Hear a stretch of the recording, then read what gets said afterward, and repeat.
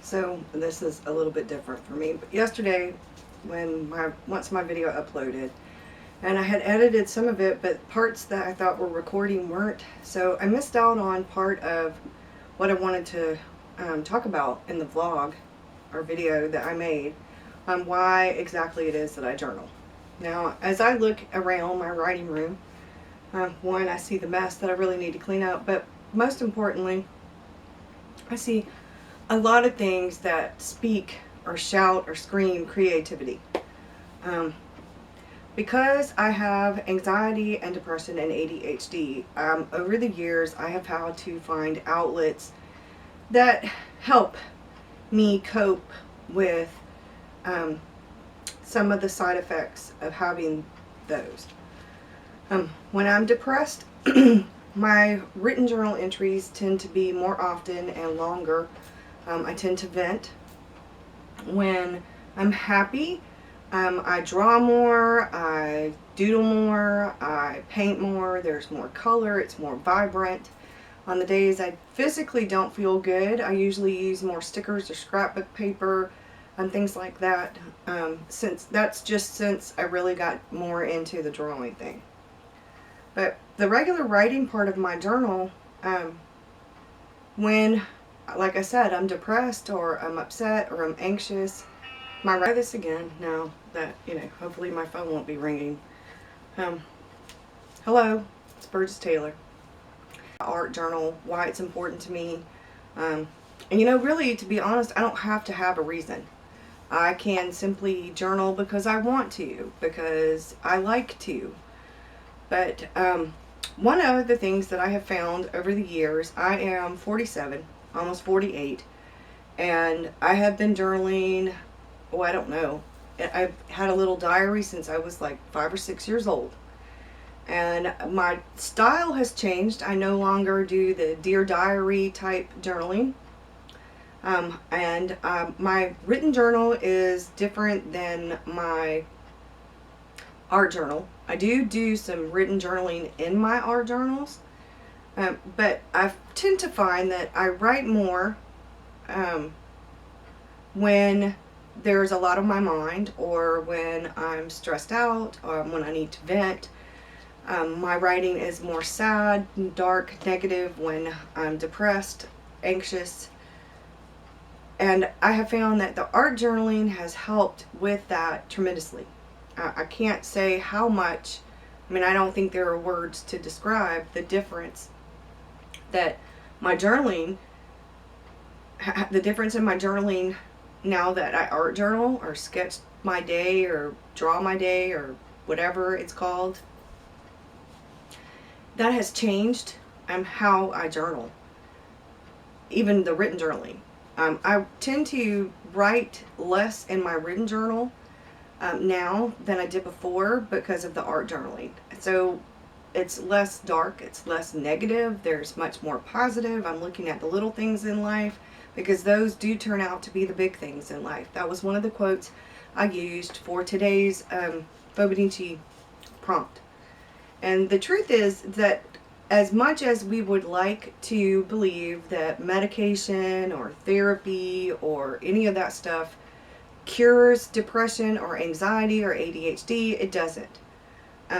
You learn to cope. You find coping mechanisms that work for you to help with the therapy, to help with the medication.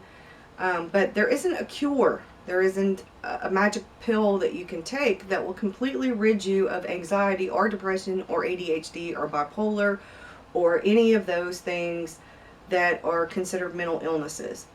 Now, this isn't a video about mental illness. It is a video about journaling, but part of my journaling, it's almost like a cathartic release from the stresses and the anxiety and the lack of focus and things like that. It helps me. I tend to focus on the little things in life that make me happy. Those things that keep bringing positivity in my life. the things that make me happy in general. That focus on all of the positive versus the negative has changed my coping mechanisms. It really has, because I need less coping mechanisms now that I art journal on a daily basis. When I got out of the hospital in February, I had for major surgery, I couldn't sit at the computer and type. I couldn't really sit in the recliner with my laptop and type. I couldn't have anything really pressed against my stomach.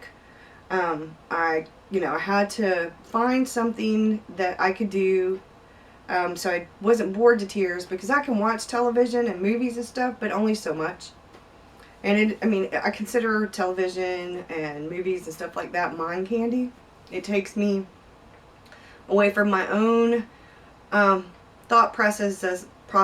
My mind races and stuff, so it actually kind of helps me lower my intensity level, and just kind of, I can focus on what's going on in the show, or what the characters is doing, that kind of thing, and it takes my thoughts away from my own thoughts.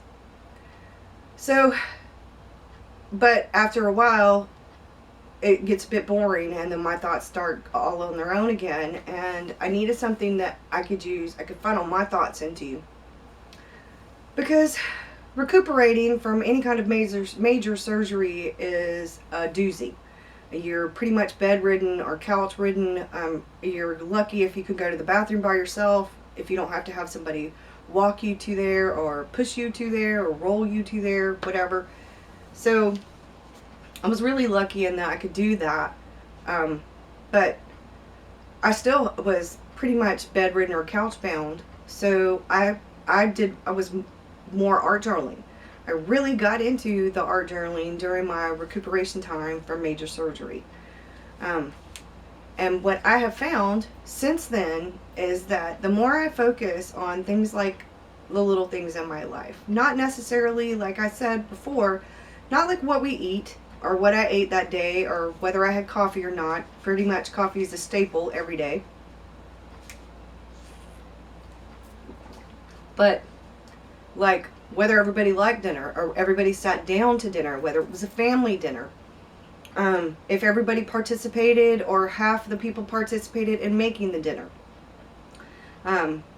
if my grandson threw food, if he ate all of his pancake, this little mini pancake that I made him. If he went around from person to person and got some of their food, because he has a tendency to do that. He has to make sure that everybody got the same thing, or that everybody's taste, but he thinks everybody's food tastes better than his. So, but those are the moments in life that are memories. They are important, and I journal about those types of things, little things. I journal when I go on the road with Mr. Rockstar. I take pictures and add them into my journal. I use receipts, kind of like what you call smash book or junk journaling, where you use bits and pieces of ephemera that have to do with your life, and you put them in your journal. I do that. And journaling in and of itself has helped me, one, become a more positive person, see the little things like stopping to smell the roses, figuratively and literally. I stopped this morning on my way out to take my son to work, and noticed that a lot of those little buds had ballooned, and they are just gorgeous. And I took a picture and put it on Facebook, Instagram, Twitter. I was like all excited. And I will actually either print that picture out and put it in my journal, or I will draw it from the picture that I took. And that is part of what today's prompt is. What do you do? Like, what are some of the things you do during the springtime? Well, you plant flowers or gardens or plants or whatever. And I did that. I have been working slowly but surely on our yard and the rose bed, and getting things where our house looks more like a home and less like just a house we moved into. And it is a family house, and it means a lot to Mr. Rockstar that I am so intent on improving things. And I think his family is really happy with the improvements that we've made, and that we are going to continue to make. It makes me feel really good to know that I have, if we do ever happen to leave here, that we will have left this house in much better shape and much prettier and much nicer and improved than when we moved in. I think it's important, especially when it's something that has sentimental value, like something that's been passed down to you. You either want to save it and protect it, and it becomes one of your prized possessions, or you want to leave it better for the next person that you pass it down to. And in a way, that's part of why I journal as well, is that I eventually want to pass some of this down to either my kids. One is specifically for my grandson. I have one journal that's going to be for my husband. And I journal in it with the intent that later on, either for, say, a Christmas gift or an anniversary gift or a birthday gift, when I give this journal to that person, or like for my grandson later on, when I am no longer here, he can look back and he'll feel like he knows me in a way that he wouldn't have had I not had the journal to give him. And I think it's really important in a way that I wish I had even just a written journal that belonged to any of my grandparents. Or my father. My father passed away when I was 7, and I wish I'd had letters or a journal or something that he had, because what I remember is him when I was a child, and I would like to have known what he was like as an adult. And I have asked family members, and they have told me, but it's not the same as, say, reading a journal or a notebook, or that kind of thing. It's not quite the same.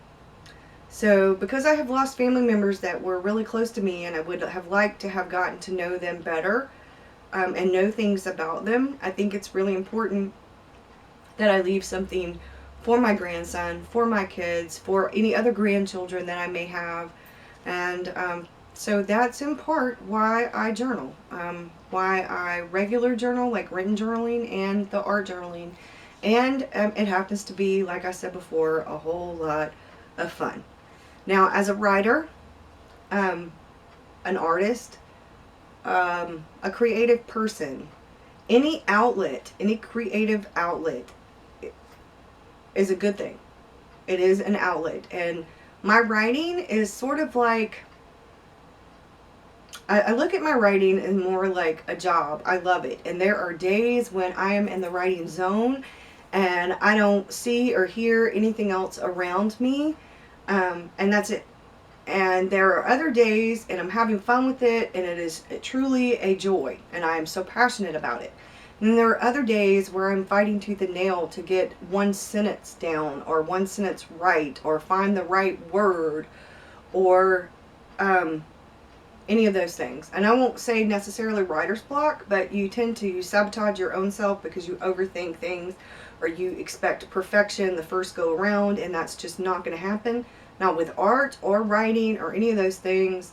9 out of 10 of us are going to make a mistake, or going to, that first thing is, there's going to be an imperfection. Now, I'm not saying that there aren't artists that can do it that first go round and it is perfect. That there isn't a writer who can write a sentence or a first paragraph or a first chapter, or a whole novel for that matter, one go round, and they don't need to edit. I'm sure there are 1 or 2 out there that are capable of that. But most writers, like most, and most artists, you do need a little bit of editing, or you do need a little fixing, a little fine tuning. And art journaling allows me to fine tune all of the things in my life that are going on, that make me happy, that inspire me, that motivate me, that affect me in some manner. And I'm able to fine tune it into 1 or 2 pages, into 1 or 2 or 3 books, so that it can be left for someone else to look at and enjoy, and get some positive inspiration or motivation, or just a laugh or a smile or whatever out of it. And that's it. Mostly though, I do it because it's fun and it helps me and it keeps the anxiety and the depression and the ADHD at bay. So I hope that that helps somebody out there, and you know, I'm gonna go finish my page in my Fobonichi and finish the paragraph that I was working on before I had to take my son to work in my novel, and hopefully I will have this chapter finished by sometime this evening. And I hope you guys have a great one. And like I said before, if you have any questions or comments or anything else, please put it down below. If you haven't subscribed already, please do so. And if you are interested in art journaling whatsoever at all, please check out the Fobonichi Journalers group on Facebook. Felicia is fantastic. She is so awesome.